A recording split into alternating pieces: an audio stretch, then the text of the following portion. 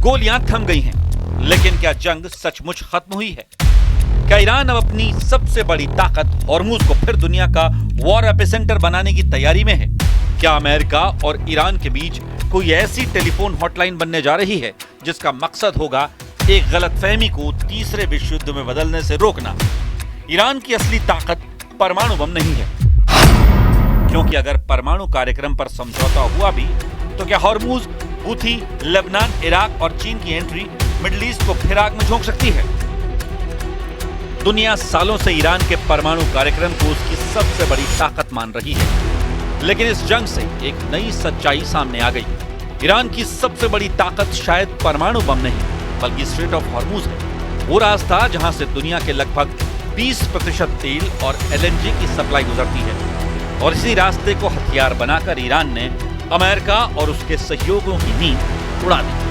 Switzerland में हुई पहले राउंड की मीटिंग में अमेरिका और ईरान के बीच भले ही कई मुद्दों पर समझौता हुआ, लेकिन हॉर्मुज गलियारे पर ईरान का स्टैंड पहले जैसा ही नजर आ रहा है।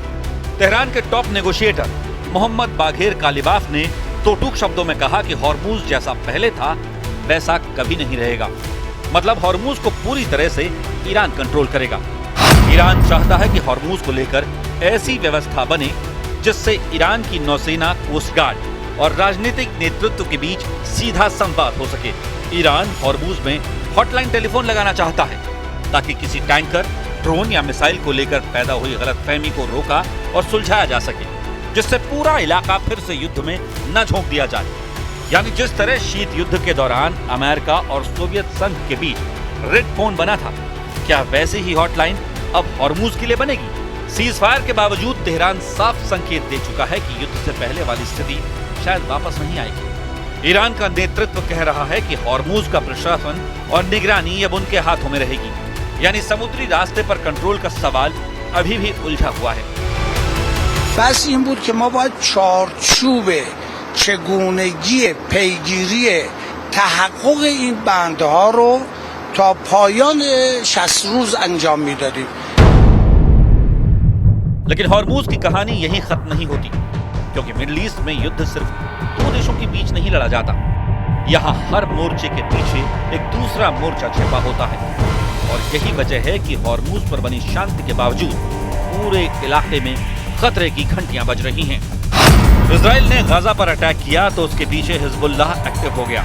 इजराइल की सेना ने लेबनान में हिजबुल्लाह के खिलाफ मोर्चा खोला तो ईरान एक्टिव हो गया। इधर ईरान ने इजराइल के खिलाफ जंग शुरू की तो जंग में अमेरिका शामिल हो गया। ईरान के खिलाफ अमेरिका और इजराइल का ऑपरेशन शुरू हुआ तो यमन में हूथी और इराक से पीएमएफ लड़ाकों ने खाड़ी में अमेरिकी बेस को निशाना बनाना शुरू कर दिया।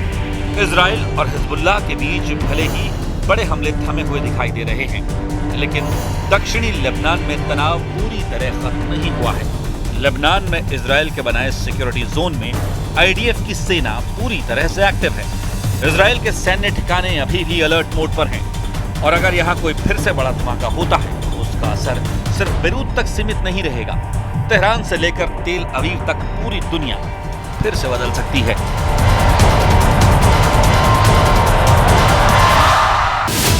ईरान पर हुए हमले के बाद मार्च में हूथियों ने इजराइल पर बैलिस्टिक हमला कर दिया था। आईआरजीसी और हिजबुल्लाह के साथ तालमेल करते हुए हर फ्रंट पर जंग लड़ने का ऐलान कर दिया।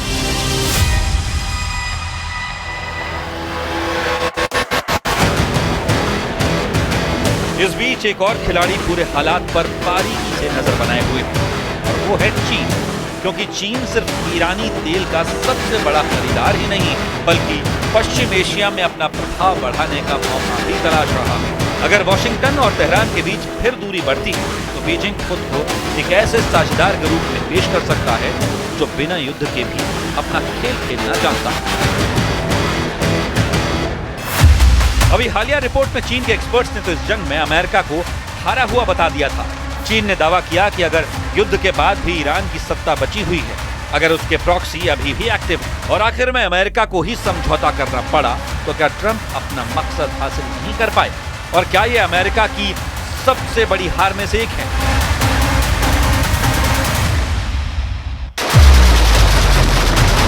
लेकिन सबसे ज्यादा बेचैनी इराक को लेकर है, जहां ईरान समर्थित कई लड़ाका गुट अभी भी एक्टिव हैं।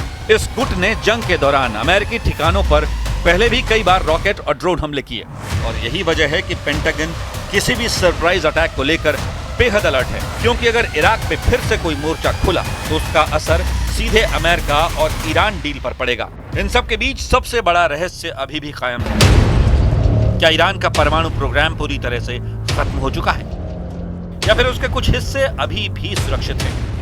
क्या तेहरान ने अपनी असली ताकत दुनिया की नजरों से बचाकर रखी है? और क्या यही वजह है कि समझौते के बावजूद अमेरिका और इजराइल पूरी तरह निश्चिंत नहीं दिखाई दे रहे? آغاز مذاکره در مورد این دو موضوع منوط به اجرای بندهای مشخصی از یادداشت تفاهم هست. ما داریم تلاش می‌کنیم برای اینکه همه این بندها به عنوان پیش زمینه‌های شروع مذاکرات محقق بشه. بخشش محقق شده، بخشش در حال. यही वजह है कि सवाल सिर्फ हॉर्मूज का नहीं है, सवाल उस पूरे इलाके का है जहां बंदूकें शांत होने के बाद भी बारूद जिंदा रहता है, जहां सीज फायर के बाद भी मिसाइलें साइलेंट मोड में एक्टिव हैं,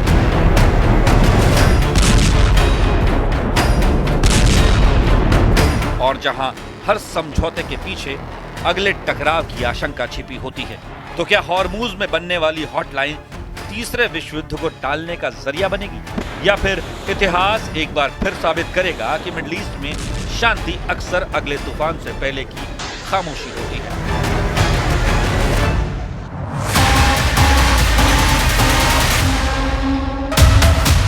लेकिन इस सब के बीच एक और सवाल तेजी से उठने लगा है।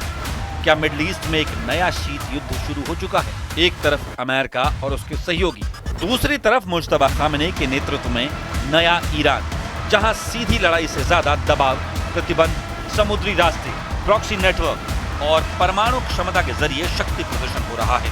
यानी कि स्ट्रेट ऑफ हॉर्मूज 21वीं सदी का नया क्यूबा मिसाइल संकट बनता जा रहा है, जहां एक गलत अनुमान, एक गलत मिसाइल मिसफायर या समुद्र में हुई एक छोटी सी गलती पूरी दुनिया को बड़े टकराव के मुहाने पर ला सकती है। फिलहाल बंदूकें खामोश, लेकिन भरोसा नहीं लौटा।